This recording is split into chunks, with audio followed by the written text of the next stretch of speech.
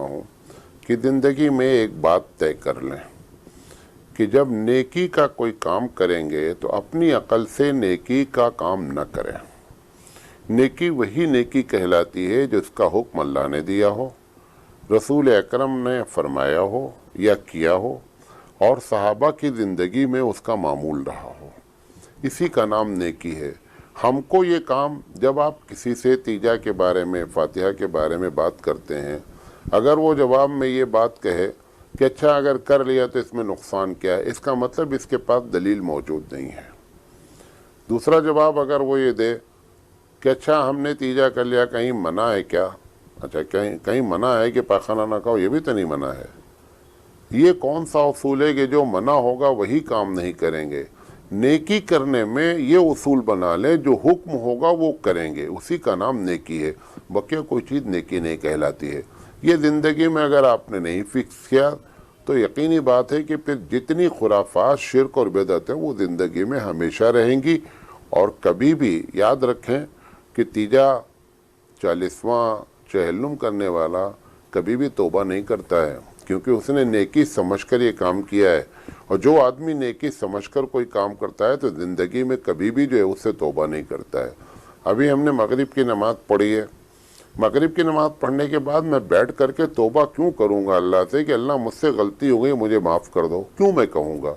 मैंने ये समझ कर पढ़ा है कि मगरिब की नमाज़ पढ़ना नेकी का काम है, मैं क्यों तौबा करूँगा? ऐसे ही चहल्लुम करने वाला, तीजा करने वाला, 40वां करने वाला, बरसी करने वाला, 11वीं करने वाला क्यों तौबा करेगा? उसने तो ये समझ कर किया है कि मैंने ये नेक काम किया है। तो अपनी ज़िंदगी में ये बात तय कर लें कि छोटा सा अपनी अकल दौड़ाएं। वैसे तो आप माशाअल्लाह आप लोग बहुत ही ब्रिलियंट होते जा रहे हैं और हाईली क्वालिफाइड होते जा रहे हैं। इतनी बात समझ में नहीं आती है कि खदीजा रज़ी, किसी मौलवी से पूछ लें कि खदीजा का 40वां कैसे हुआ है रज़ी अल्लाह ताला अन्हा है। हुजूर अकरम सल्लल्लाहु अलैहि वसल्लम की बेटियों का इंतकाल हुजूर के ज़माने में हुआ, उनका तीजा कैसे हुआ है, 40वां कैसे हुआ है, बरसी कैसे हुई है, वो तो बहुत अच्छे अंदाज में किए होंगे अगर ये चीज़ें होंगी तो।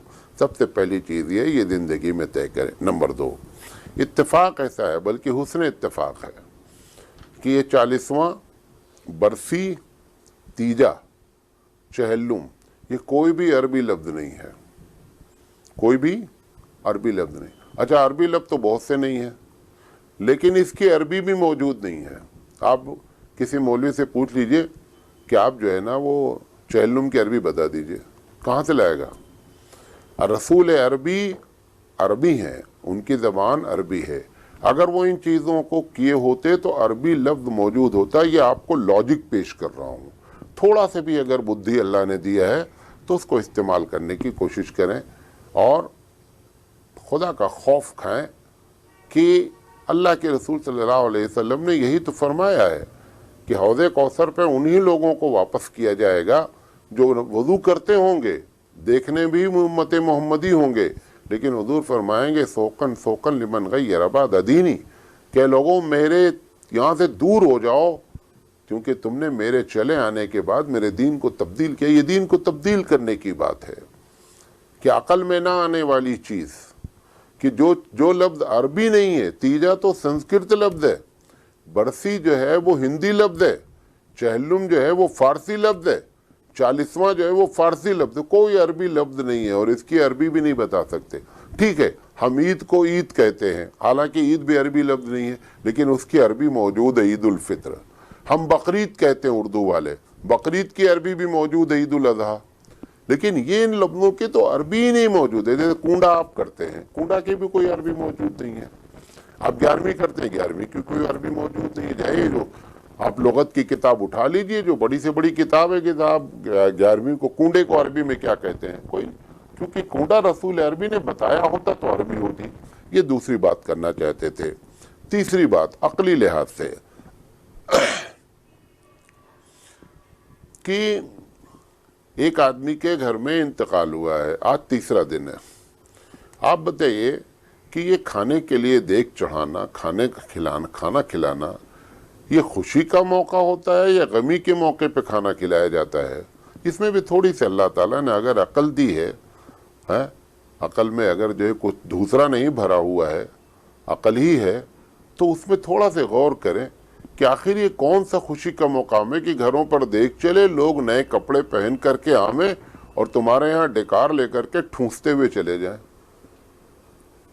اگر آپ یہ کہتے ہیں کہ ایصال ثواب کا کھانا ہے تو ایصال ثواب کے کھانے کے لیے تمہارے چاچا جو کروڑ پتی ہیں وہ بھی آ رہے ہیں اور خالو جو ہے ارب پتی وہ بھی آ رہے ہیں۔ ایصال ثواب کا کھانا فقیروں کا، یہ فقیر ہے کیا؟ گاڑیوں سے آ رہے ہیں، اچھے خاصے زکوٰۃ دیتے ہیں اور تمہارے یہاں آ کر کے ایصال ثواب کا کھانا کھاتے ہیں، شرم آنی چاہیے۔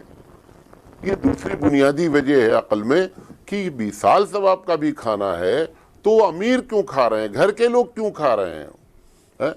خود ہی کھاؤ، خود ہی بناؤ، خود ہی کھا لو اور کہہ دو ثواب پہنچ گیا۔ اچھا دوسری چیز، اس کے لیے وقت کیوں متعین کیا گیا ہے؟ ہم کو ہمارے باپ کا انتقال ہوا ہے، ان کو ہماری دعاؤں کی اور ہمارے ایصال ثواب کی ضرورت ہے۔ ایمانداری سے بتاؤ، ایک آدمی ڈوب رہا ہو اور اس کو ڈوبتے ہوئے آپ ندی میں دیکھیں اور آپ بولیں میں تیسرے دن بریانی لے کر کے آؤں گا، ابھی تو میں نہیں کیونکہ ہمارا ٹائم ابھی نہیں، ہم نے 3 دن کے بعد طے کیا ہے۔ اس کو ابھی ضرورت ہے بھائی، جس کا انتقال ہوا ہے اس کو فوری ضرورت ہے کہ اس کے لیے دعائیں کی جائیں، اس کو ایصال ثواب پہنچ۔ آپ کہہ رہے ہیں ہم تیسرے دن آئیں گے، پھر کہتے ہیں ہم برسی میں آئیں گے، پھر کہتے ہیں ہم 40 دن کے بعد آئیں گے۔ تھوڑا سا اس میں بھی اپنی عقل کا استعمال کریں کہ آدمی کی ضرورت کب ہے، تو اس کے لیے وقت وہ جو متعین کیا جا رہا ہے وہ بھی غلط ہے۔ اب بعض لوگ بیچارے کیا ہے کہ یہ سمجھتے ہیں کہ یار اب گھر کا معاملہ ہے، چچا ناراض ہو جائیں گے۔ یقینی بات ہے کہ اللہ جب خوش ہوتا ہے تو سب لوگ ناراض ہوتے ہیں، اور جب سب خوش ہوتے ہیں تو اللہ ناراض ہو جاتا ہے۔ اب یہ تم کو طے کرنا ہے کہ چچا کو، خالو کو، ماموں کو، چچا کو خوش رکھنا ہے، خالہ کو، امی کو، پھوپھی کو خوش رکھنا ہے یا اللہ کو خوش رکھنا ہے۔ یہ بات تو ہمیشہ ہوتی رہے گی۔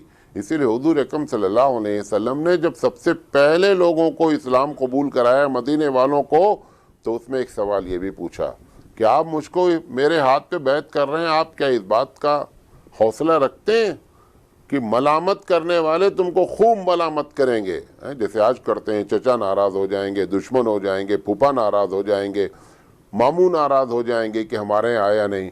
تو حضور نے پوچھا کہ وہ تمہارے رشتہ دار تمہارے اوپر لعنت بھیجیں گے کہ کون سا دھرم اختیار کر لیا، تم کو لعنت سننے کا حوصلہ ہے؟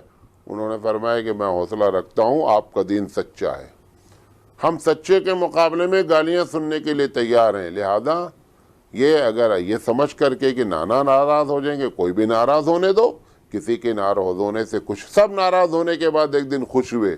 اللہ کے رسول کے ساتھ جن لوگوں نے ناراضگی ظاہر کی تھی سب آ کر سرنڈر ہوئے۔ حق ہمیشہ غالب ہوتا ہے۔ آپ حق پر جمنے کی بات تو کریں، آپ ہمیشہ سرنڈر ہونے کی بات کرتے ہیں۔ اللہ کے رسول نے فرمایا لا طاعۃ لمخلوق فی معصیۃ الخالق، بندے کو خوش کر کے رب کو ناراض نہیں کیا جائے گا۔ کبھی یہ پالیسی بھی اختیار کرے، اللہ کے لیے بھی کبھی لڑائی مول لیں، ہمیشہ بیوی کے لیے لڑائی مول لیتے ہیں، ہمیشہ اپنے بھائی کے لیے لڑائی مول لیتے ہیں، بازو والے سے لڑتے، کبھی اللہ کے لیے بھی لڑو یار۔ اسی کا نام ہے الحب للہ والبغض للہ، اللہ کے لیے محبت کرنا، اللہ کے لیے کسی سے نفرت کرنا، یہ اللہ کے لیے نفرت ہے۔ نہیں جائیں گے کیونکہ شرک کرتے ہیں، بدعت کرتے ہیں، خرافات کرتے ہیں، ہمارے نبی کے صلی اللہ علیہ وسلم کے شریعت کی دھجیاں اڑاتے ہیں، اس وجہ سے ہم تیجے میں شامل نہیں ہوں گے، بھلے کوئی ناراض ہو۔ اللہ کے لیے ناراضگی مول لینا کتنی اچھی بات ہے۔ لہذا یہ سب اپنے آپ کو مطمئن کرانا کہ وہ نہیں جائیں گے تو ایسا ہو جانے دیجئے، ایسا ہوا، حضور صلی اللہ علیہ وسلم پر یہ الزام بھی آیا، لہذا یہ ساری باتیں جو ہے وہ غلط ہیں۔